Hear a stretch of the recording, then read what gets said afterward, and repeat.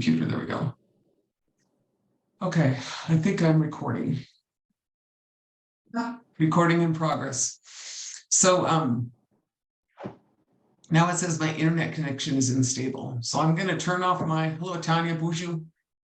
I'm going to turn off my video and I'm just going to present my slides. And I'm going to pray very hard that we can do it without too much challenge. All right. Hello again. I want to talk about some of the times and the prophecies and the technology and the choices. And I want to do that because I think these are things that we are all thinking about at this moment. I'm honored to be able to present on some of this discussion. So this is what I'm thinking about. Let me see if you can see my video. Okay, good. So this is Christy Belcourt, who I love very much, her art. But the question we have is this, is in these times we are in, it seems that there is like definitely two worldviews, or more than that, but two worldviews. One is really the Armageddon worldview, that is the very Western, it comes with a set of values associated with it. And then there is the Indigenous worldview, which is a lot more cyclical and reaffirming, and it's not an Armageddon worldview. And so I want to talk about the idea of what it is to be in the time of the prophecies and how those prophecies help us to find our bearings and our actions. And this is a piece by Christy Belcourt. It's called New Beginnings. And I think about that because each winter we put our plants to sleep, our gardens to sleep. We go inside, we tell our stories, we remember who we are. We go to some of our ceremonies and we make our plans and prayers for the seeds that are to come in the spring. So that is New Beginning. So I want to start by talking a little bit about the prophecies of this time. First, there's the Anishinaabe prophecies, and a lot of the people on here are Anishinaabe people. And we know that our prophets, you think about those people a long time ago that had that vision the Creator gave them, that first of all instructed us to follow a shell which appeared in the sky to the place where the food grows upon the water, so that we could be in a good minupamataziwa, in a good life. And that is, a very deep prophecy that guided our people. We are people who have been guided in our path by prophecy and guided by spiritual instruction. And then we think about each of those fires of the Anishinaabe people, and many of us discuss these things of when people would come and they would have good people and bad people would come, and our things would disappear, our people would disappear. Thinking about that, we didn't have any words for mass, smallpox or the diseases. We didn't have a word for anthropologists, but they talked about that in the prophecies. And then they talked about each fire would be a new time, the time of the sixth fire being a time when we would go back and begin finding those things which we had lost along the path or been taken from us, our language, our ceremonies, our who we are as Anishinaabe people or as other Indigenous people. And then they said the Ashki Anishinaabe would be, and those people would come and they would have a choice between two paths. And that path, one path would be well-worn and scorched, and the other path would be green, and it would be our choice upon which path to embark. So I think about that, each day, and I think many of us do, that we are definitely in that time. But we're not the only people that have these prophecies. Most Indigenous people have these same prophecies. Now, I was a young woman once, back in the 70s. I was very young, and my father used to hang out, and I used to spend a lot of time with Thomas Banyaka. And he was a Hopi teacher, a Hopi messenger, and he talked about he used to travel around with this scroll, basically, that was a scroll of pictograph that showed this prophecy of this time where, as I remember how he told it, he talked about that, that the new people would come and they said that new people would come and they would bring some gifts. But then they also said that there'd be a choice between two paths, and one path would go, as you see, kind of up into the sky, and then it would disappear. And then the other path would stay here on Earth. And those people would be the people that would continue the path ahead. That's how I understood that prophecy. And I just want to say that because that is basically kind of the same prophecy that we have there. And here's a picture of Thomas Bianca and David Menangi meeting the Dalai Lama.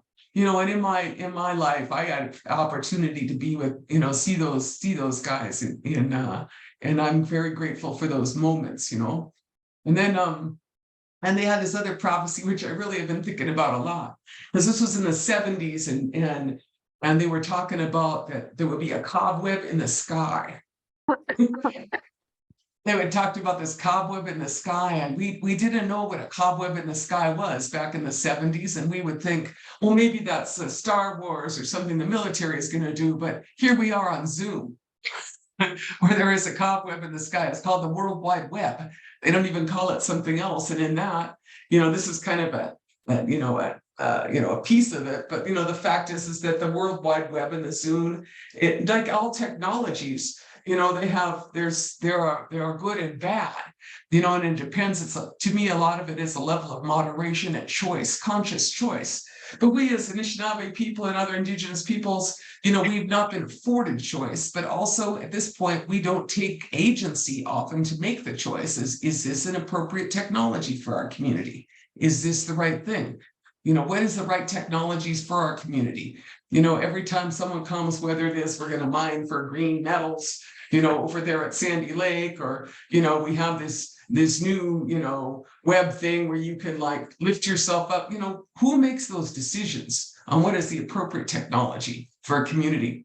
And I've been kind of watching Bitcoin, and I just wanted to say, like, this is an example is, people talk about freedom, how we all want to be free. But now I would say that 75% of their waking time, a lot of people spend their time looking at a box, and they're looking around the world from a box, and they're very attached to all the accessories of that box, whether it is their phone or their computer. And they're also now at this point attached to the amount of energy that is required to operate the box. I was just looking at Bitcoin mining, but it's a tremendous amount of energy for each of these technological choices. But the prophecy of the time was that there'd be cobwebs spun back and forth in the sky. And those could be good, or they could, those are the choices that are associated with them. But those in the 70s, or the prophecies were way before then. I just heard them in the 70s. So I think about those things, So I just want to talk a little bit about, our scorch path and our green path. And I think that this is exemplified for a long time in two different worldviews. And I really like this graphic of the idea of Sitting Bull and Custer, of two different worldviews, because there is some kind of perception that these conflicts are new conflicts. These are not new conflicts. These are conflicts that are very old conflicts that have to do with two different worldviews of conquest and survival. And we are people that need to be about survival. We don't need to be about conquest. So let's talk a little bit about the scorched path. This is what the scorched path looks like. And it is not only scorched in terms of its relationship to the earth, but it's scorched in terms of its relationship between all the relatives, whether they have wings or fins or paws or roots or hands. Because the fact is that if we're going to call it the extractive economy, is also an economy that extracts life from people. That is why in every place, people are just have such a hard time with so much, work and so much exploitation that occurs. I think often of the time during the pandemic, when they forced into the Swift meat factory, they forced people as essential workers to work in conditions that caused, I think 130 of them died in southern Minnesota by working in the meat factory processing Spam or something. This is the conditions that are extractive, this way of life, and a lot of our old people talked about how if you get the further away you get from Earth, the less relationship and humanity you have. And I think that is really important for us to, reaffirm, our humanity and our relationship. And that extraction, and that level of two paths is not just in terms of the land, but it's also in terms of the social relations. And, a lot of us are veterans from Standing Rock and veterans from the Line 3 battles. So many battles we've had as Indigenous people to protect our land. This is a Brian Vision's photo of Megame Plenty Plenty Chiefs. I think she's from Standing Rock, which there she is. She's looking at, all those tanks. And I just want to say that, in this path that is scorched, at a certain point, you get some bad behavior. And that's to say that, addicts, we're fossil fuel addicts. That's what has happened. And even, Anishinaabe people and other Indigenous people become addicts to fossil fuels and energy. And the problem with the addicts is that they make bad decisions. And we all know that. They make bad decisions. They trade their whole world for their addiction. And that's what is happening now. We're seeing this where more and more violent times occur. I don't see Tanya in this picture. I see Tanya on the screen, but this is now whoever's out there, Gregory, you need to mute yourself there. But this is the kind of late stage addiction behavior where you just start throwing people in jail who want to stop your behavior, stop your bad behavior. And so this is over in 1855 territory, Anishinaabe territory, just south of Aiken. I think we're all about to get arrested here, all about to get charged. Tanya and I see her on here. We just got our charges dismissed in the interest of justice for this case, in the interest of justice. And then, there is this. This is, at the end of this time, part of what I want to say is that in the prophecies, all of the prophecies talk about other people coming and having a better understanding. And I think that there's something to be said for the water protector movement and what it has done for millions of people as they look out there and they see the choices are between water and oil, or corporate life and the rights of corporations and the rights of Mother Earth. And people stand with great courage. This is our arrest on the Shell River, which is the closest to my community. And I spent 5 months living on the Shell. And here we are. This is my grandchildren and our relatives on horseback. But and there's Citizen X up there about to not get arrested for the 7th time. But the rest of us are, about to get arrested by all those cops for sitting in our lawn chairs in the way of Enbridge business. So, at a certain time, people come to consciousness. And I think the water protector movement has helped people come to consciousness. I think that social movements, are emerging across this country. Like, never in my life did I expect to see 44 statues of Columbus fall in 1 year. That's what I just saw.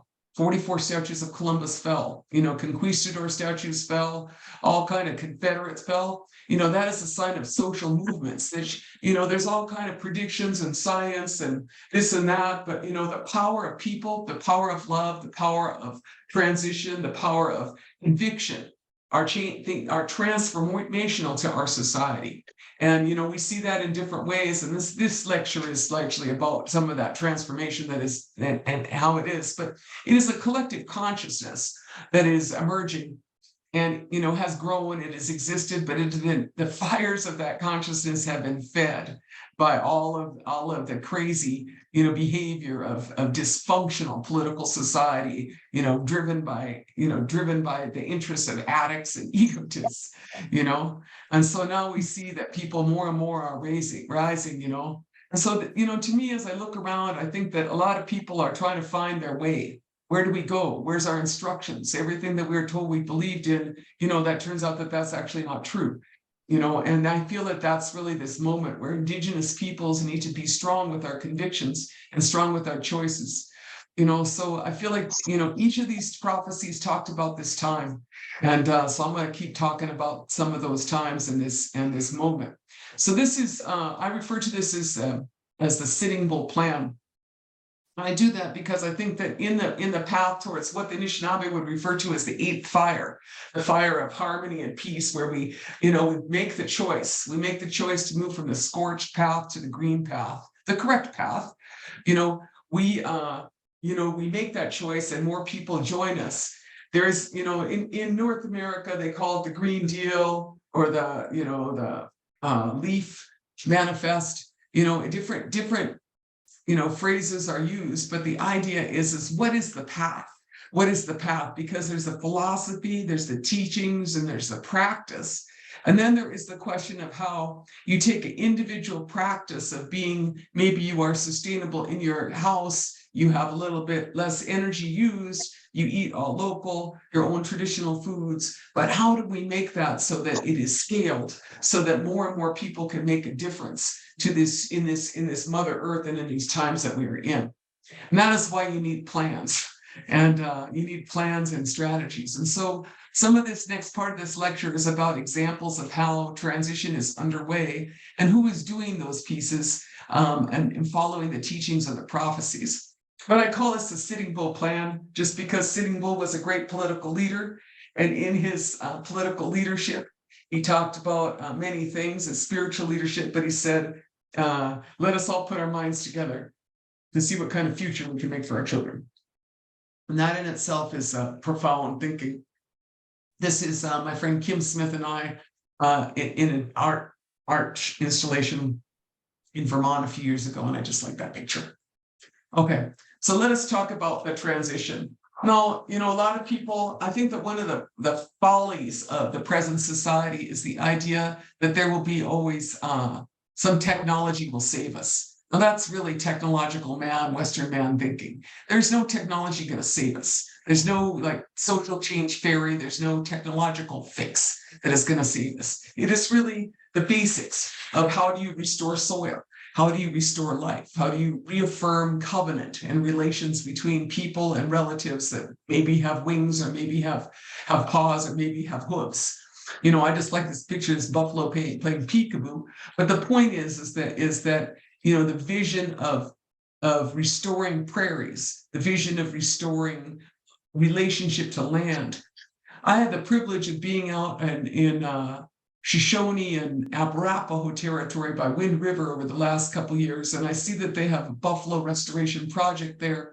And as I listened to Jason Valdez, the buffalo manager there, buffalo man there, he talked about how the land had not had buffalo hair on it for a century, and that the buffaloes shed their hair and they make their mizi, and that feeds the soil. And the absence of that in that territory meant that the animals, or that the land was sad because it didn't have the life that it needed, and the birds that had used the buffalo hair for their nests, for its great thermal softness, they were sad too. So I thought about that, because each step we do that rebuilds relationship is healthy, is good for our is a good beginning. So this is the Buffalo Treaty, which has really interested me over the past years.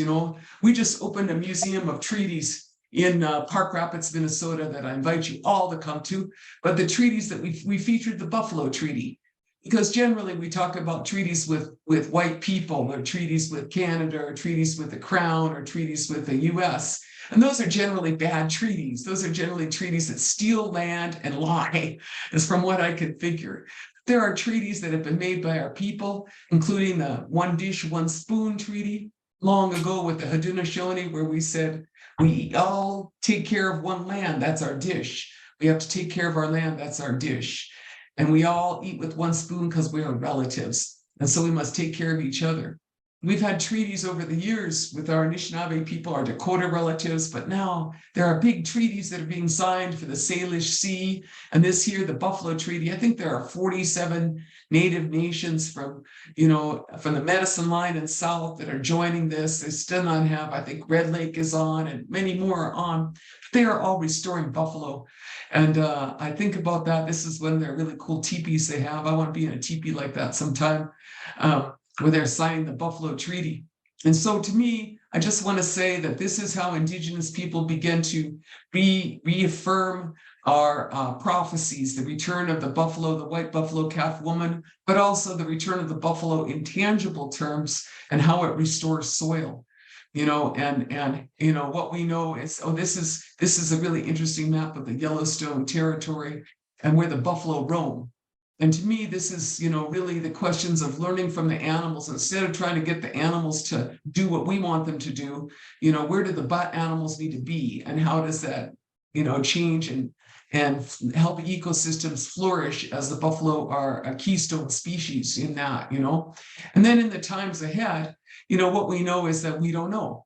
We don't know what will happen with climate change. What we do know is that things are not going to get easy.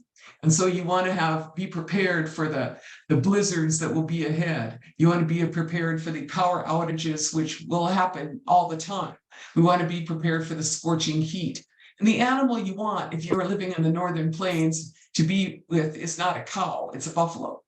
Because buffalo walk into a storm, a cow will run from a storm. And that's how hundreds of thousands of cattle died 2013 with a freak blizzard in South Dakota. I saw those animals, they walked till they could walk no more and they froze up next to the fence. And no buffalo died during that freak blizzard in South Dakota.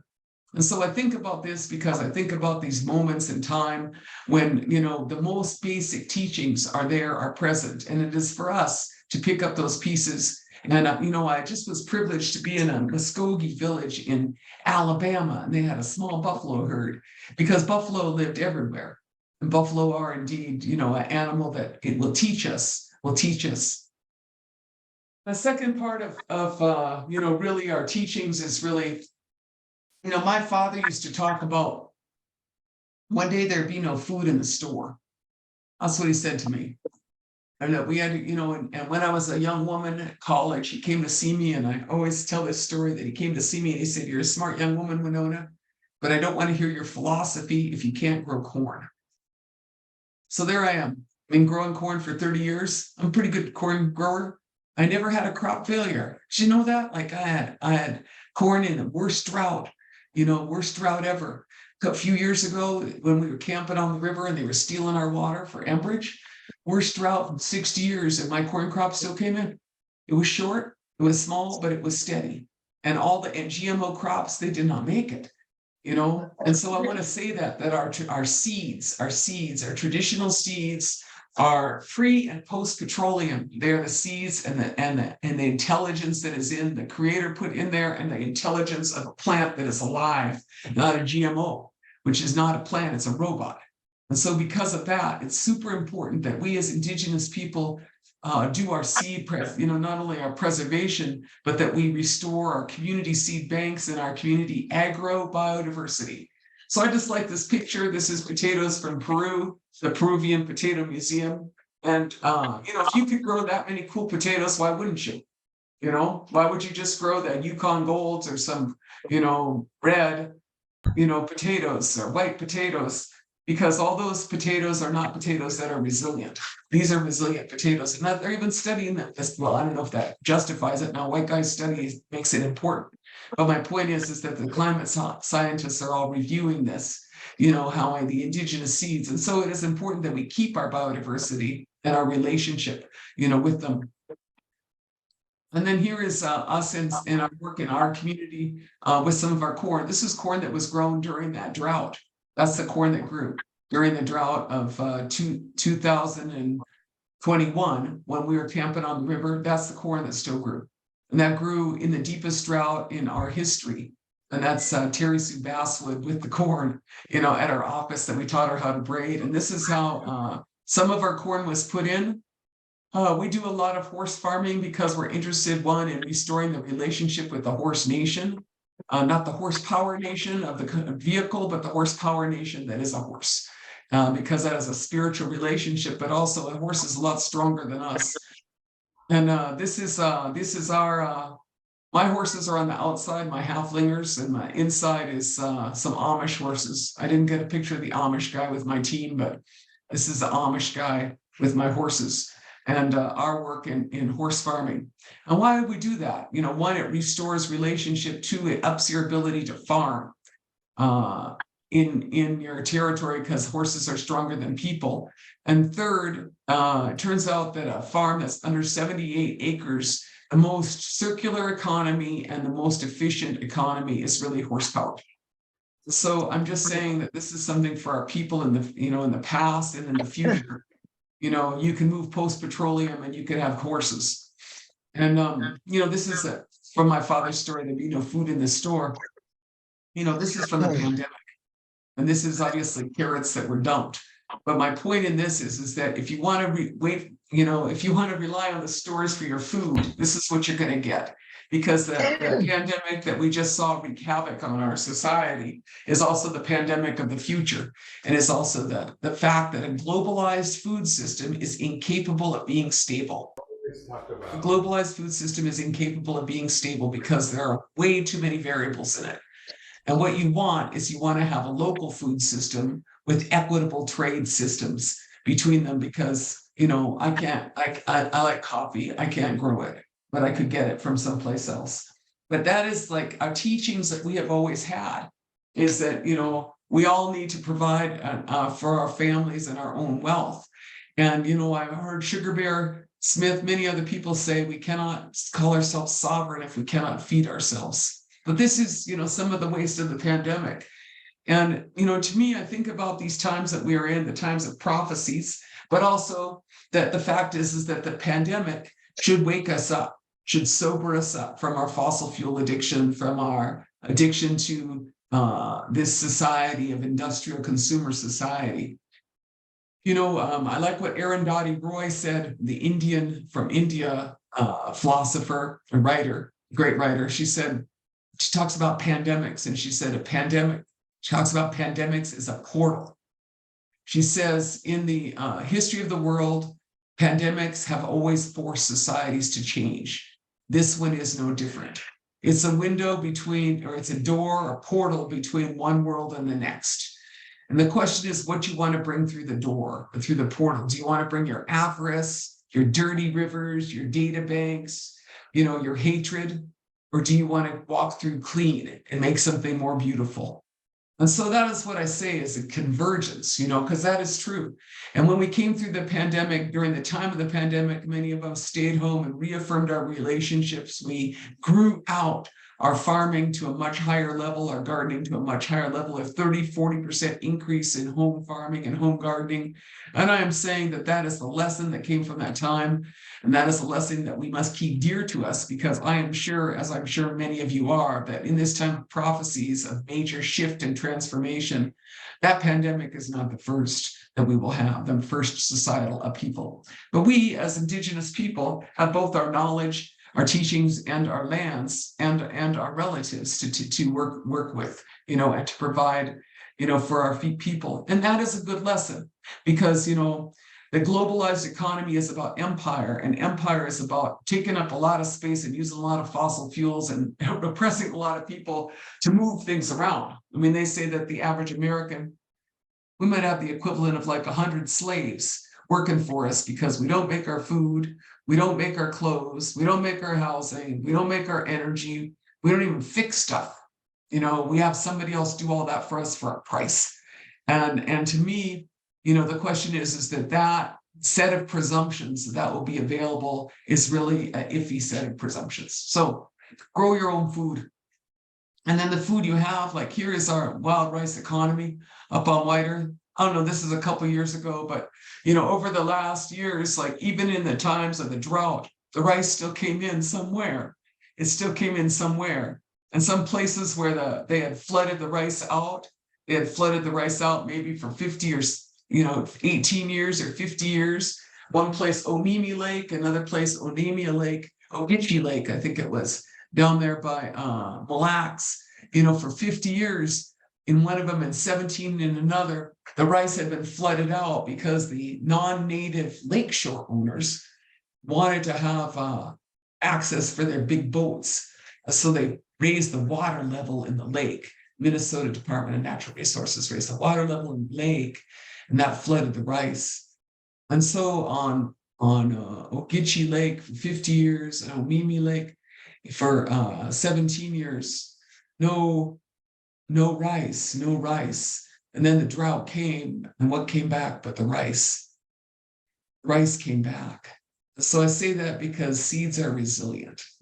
And that is part of what I'm going to make sure that we leave. So speaking of seeds and bad ideas, I've spent most of my last 10 years fighting stupid pipeline projects. Oh, there are plenty of them. But just to remember, in spite of the fact that Line 3 was forced upon our people, in the initial set of bad ideas, there was pipelines that were proposed. There was 5 tar sands pipelines proposed. Energy East, that was a Trans-Canada pipeline. Northern Gateway, an Enbridge pipeline. Line 3, Enbridge pipeline. Keystone XL, Trans-Canada pipeline, and Trans Mountain pipeline. Now, of those, Keystone did not happen.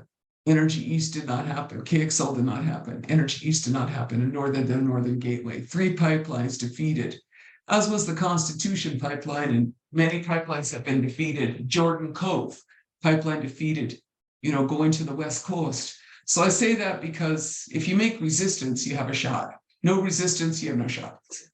So now there is this new set of bad ideas. This is a perfect example of technology. So the idea with these CO2 pipelines is that you take all that, you go to your evil ethanol plants or evil plants that are producing evil stuff, and you somehow with some set of technology get the carbon that is out of it, and then you liquefy it and you put it, in these really dangerous pipelines, and you move it up to some place where they can, usually right now in North Dakota, where they can use it to make more fossil fuels.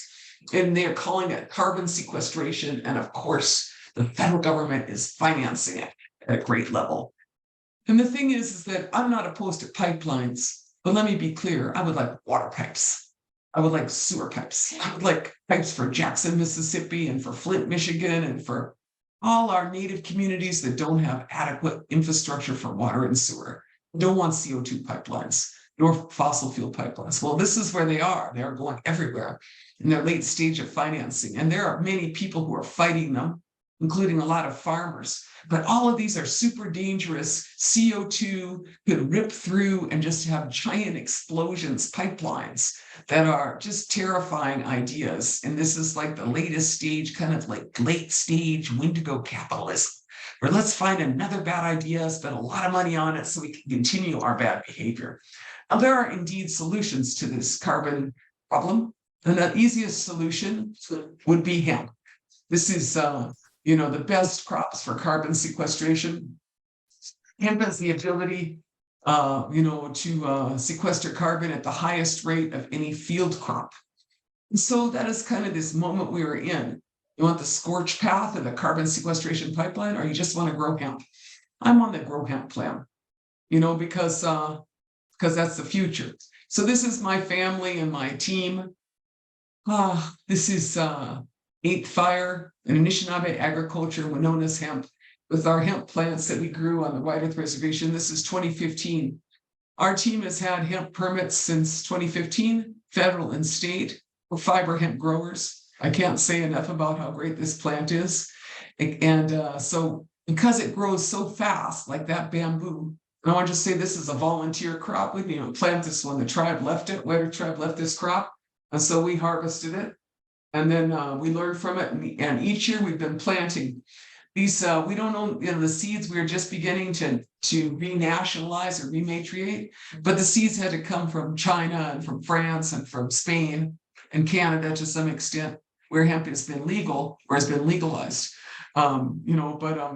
Punishing. Got to be less than 0.3% THC, which is ridiculous to grow this crop. Otherwise, your crop is called hot. Let me just tell you, everybody who is on this call would fairly know that you don't need to smoke the hemp crop. From my house. If you smoke this hemp crop, hey, whoever that is, you should turn off your you should mute yourself. You don't need to smoke this crop, because you could just go down to the corner dispensary and get yourself some 20% THC. Don't mess around with the 0.5% or the 0.3% that is in this crop. But it grows super tall. And when it grows really tall, it has to take in a bunch of CO2. That's why hemp is so good at sequestering CO2. And then you take it, and because it grows like 8 feet tall over the summer, you take it and you cut it, and you could turn it into just about anything. Now this here, I was going to show you, I have this bag right here. I'll show you this bag. Oh no, maybe I'll lose y'all. Here we are. You see this bag? That's that bag. All right. What is that bag? Well, that bag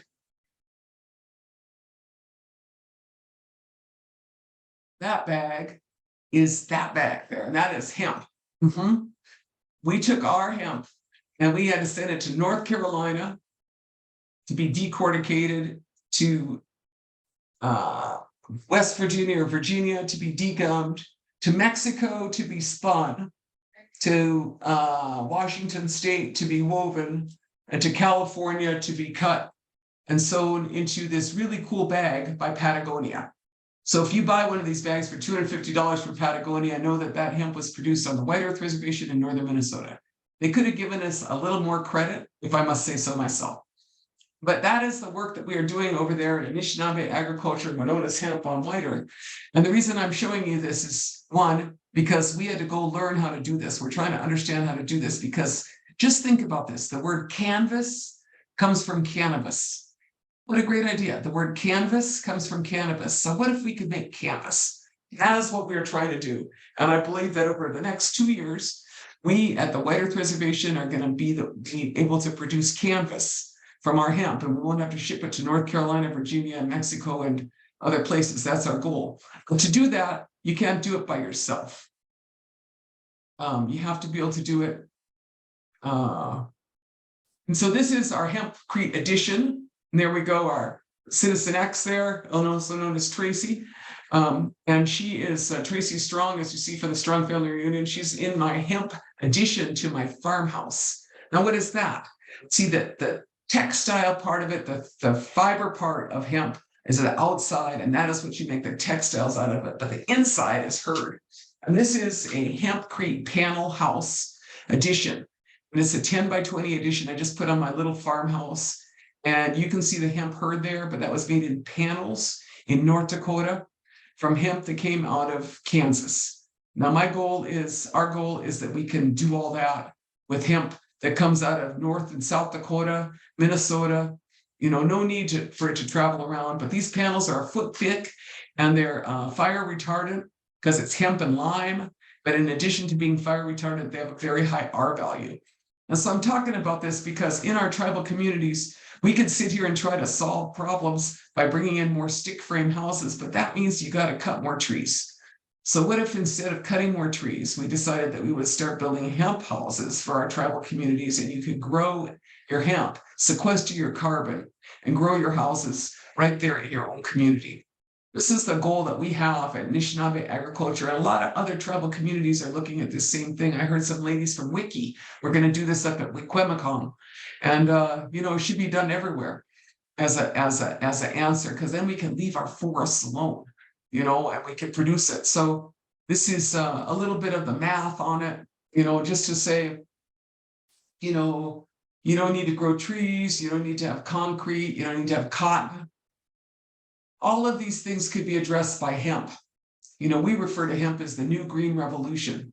The last revolution, that was the green revolution, brought us the GMOs and the chemicals and the fossil fuels. But hemp, that's the solution. That's what Trudell used to tell me way back in the day in the 80s and 90s, and I just didn't get it till recently. So I'm grateful for the instructions of John Trudell and Alex White Plume, all them cats. We're the hemp guys. All right, I got a couple more slides to show. Here's us distributing hemp seeds for the region. And that was cool. That's Jana Danker and Kira Bigham distributing hemp. And then here is Breon Lake growing the hemp, picking up his hemp bag in our facility in Pine Point. And then here is our Intertribal Hemp Cooperative meeting out on the Sisseton Reservation. Indigenous Hemp and Cannabis Farmers Cooperative. So this is what we're organizing, because if you're going to be a real revolutionary, you can't have 60 acres of hemp. You need tens of thousands of acres of hemp. And who could do that is Sisseton tribe could do a lot of hemp right there. They have a lot of hemp there. It's the Turtle Mountain, all these tribes to our area, they could grow hemp. And so what our goal is to get to textiles, bags, and hempcrete for our community, and have farmers that are able to do that. Okay, last couple pictures. So in our prophecies, we talk about lighting the 8th fire. This is the 8th fire here. This is 8th Fire Solar, which is work that we do on our community to build solar thermal panels. This is our solar thermal panel manufacturing facility here just in Osage, just south of the White Earth Reservation. Here's some tribal members making the old solar thermal panels. And what it does is it reduces the heating.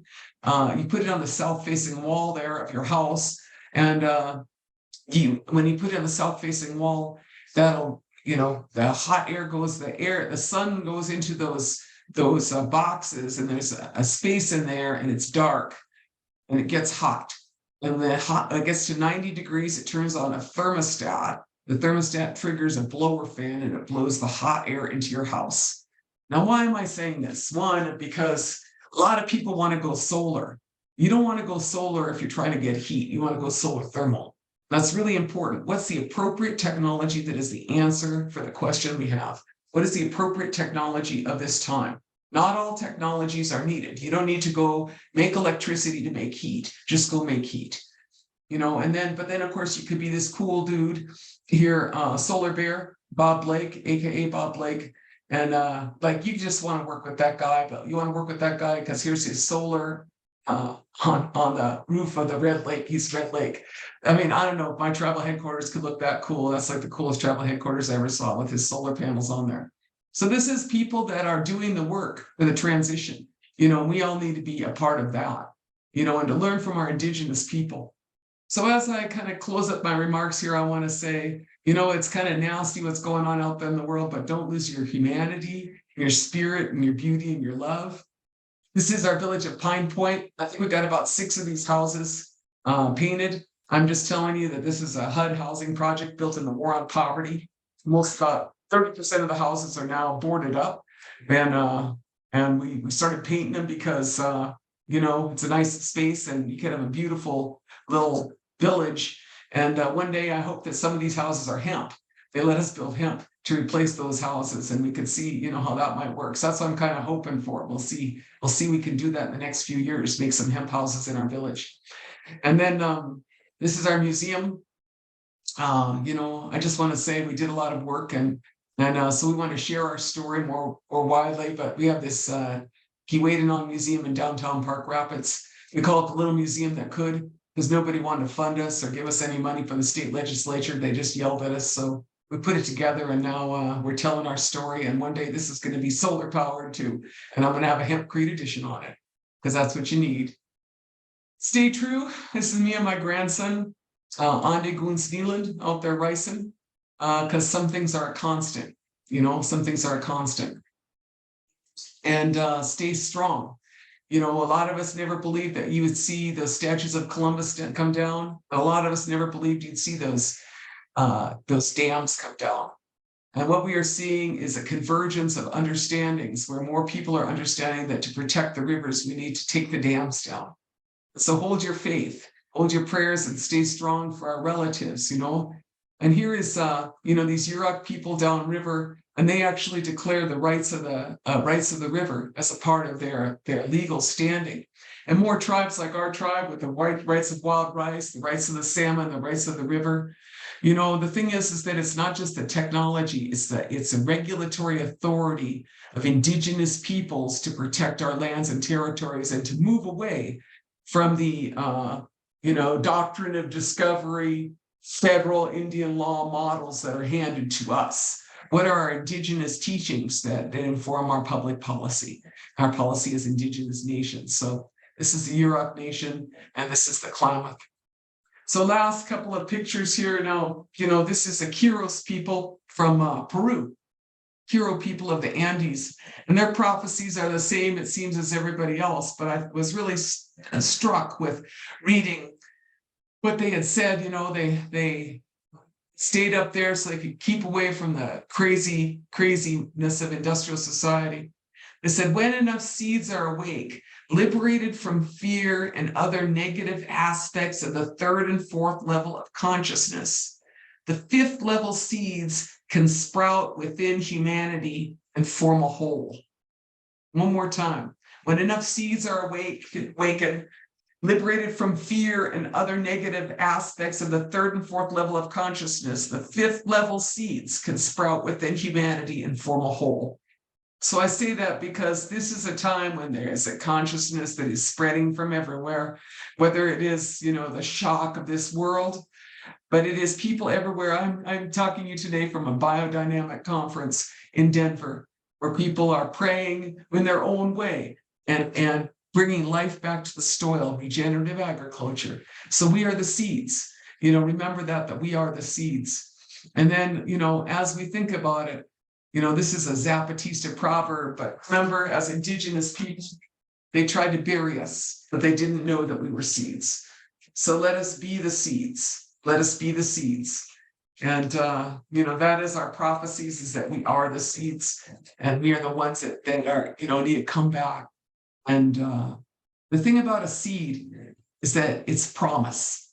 You keep your seeds in the winter, you talk to them, you pray to them, you take good care of them, and then you do your best to care for the soil and water them. You plant them and you pray. You hope that there will be something good that will happen. And that is what we need to do. We need to be the seeds, and we need to be the future on that. So I'm gonna thank you for your time. I got about 10 minutes left for some questions if you like. And like I said, I don't have all the answers. I have what we are doing in our area, which I think is something that may be helpful to other people in their territories as well. But that is the future. There's not one big answer that is someplace. It is a lot of answers, but in keeping with our prophecies, but each in relationship to the animals and plants that are from our own territory and the teachings that are there. And, to me, the essence of re-indigenizing territories based on watersheds, because most of our territories are based on our watersheds. That is the appropriate scale of the future. The globalized world, trade, big empire, that time is far gone. It is time to survive, not to have conquest. So, Miguel, thank you for your time. And if you got some questions, I'm going to put them in the chat. We got a few more minutes left here. You have 9 minutes, and then I'm going to go hang out with my mother, teach a little workshop with her.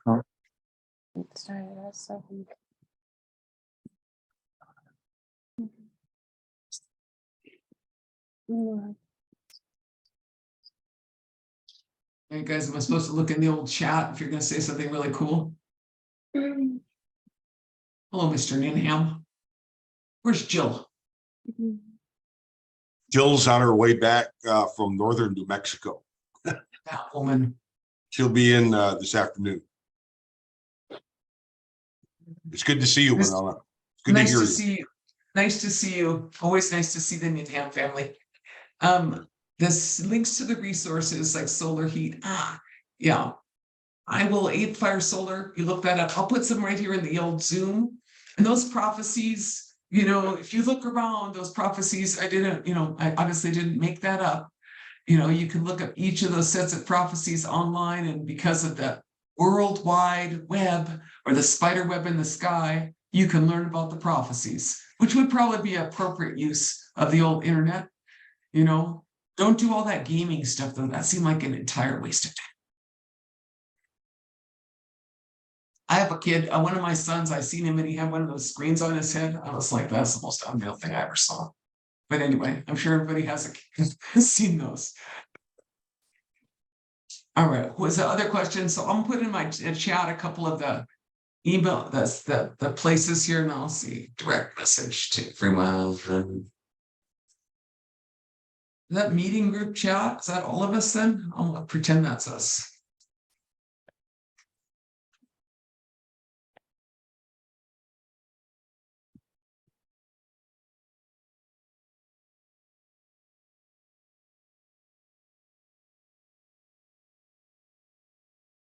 Okay, there was a question about hemp houses in hot climate.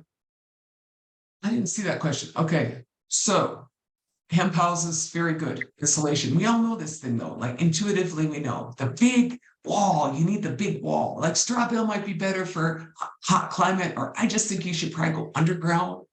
A lot of us should be building, again, underground houses, or like those earth lodges they have out in the Dakotas. That's what you need, is you need a big wall for heat or cool. That's what we need. And that's why stick frame housing is not your answer. It's on Pine Ridge. I saw at Henry Red Cloud's renewable, is it called Red Cloud Renewable Energy? I saw the coolest looking little houses out there, like little dome houses. I never saw anything so cool in my whole life. I was ready to move in with Henry Red Cloud's family. The little dome house looked like a little termite house, and $47 a month to heat or electricity for it. Oh my gosh.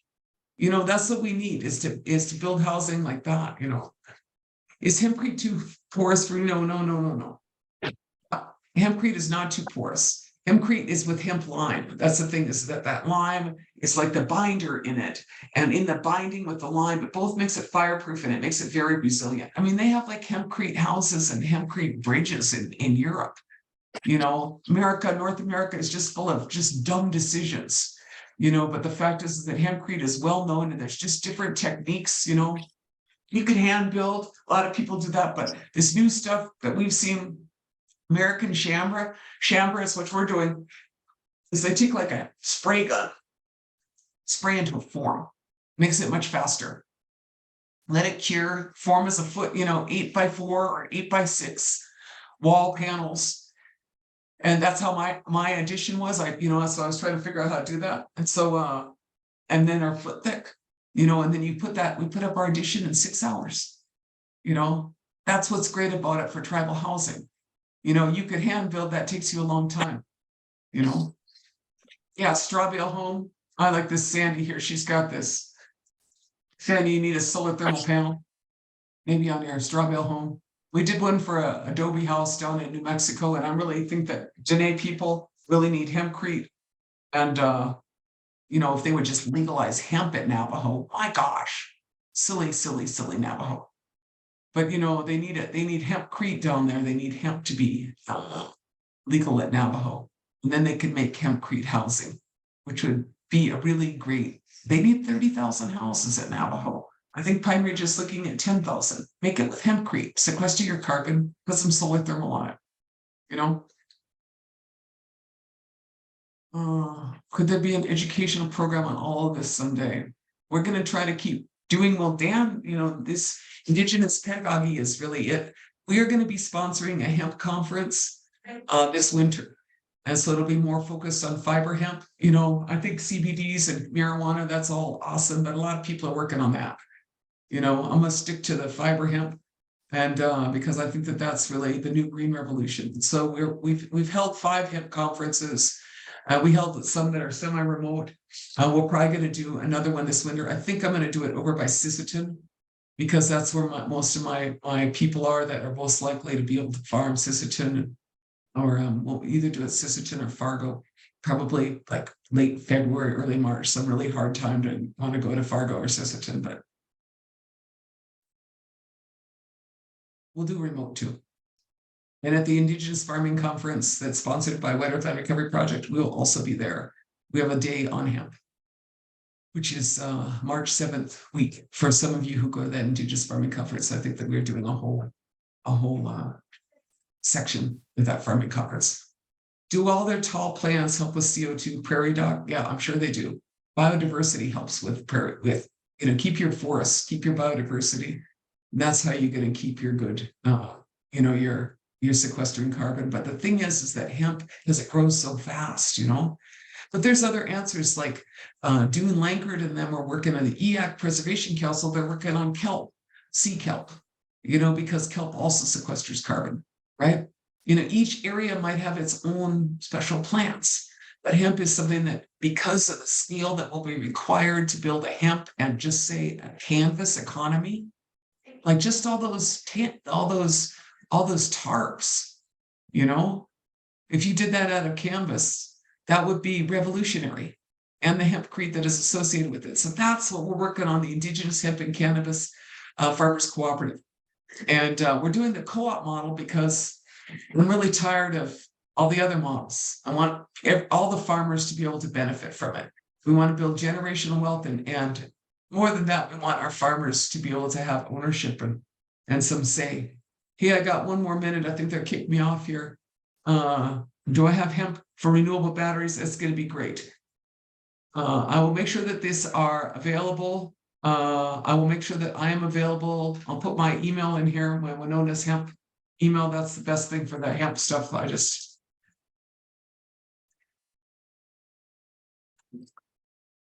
So people are interested in the hemp. That's where the hemp work is. And batteries, that's the future in hemp too, because it sequesters carbon so fast that in that stem itself, it has a really high level of graphene. which is what you need for supercapacitors and in the electrical market. And so that technology, you know, if we just invested 1/5 of what they're investing in the stupid carbon sequestration pipelines and hemp research, we'd already have this, you know, but no, you got to have too many corporate hogs at the table write your policy. But we know that. That's why if you're waiting for someone to come up with this, better not wait. Better just do it ourselves. That's what I think. You know, and a lot of people with the enlightened people are on the good team, you know. Milkweed is hemp's auntie. That's so funny.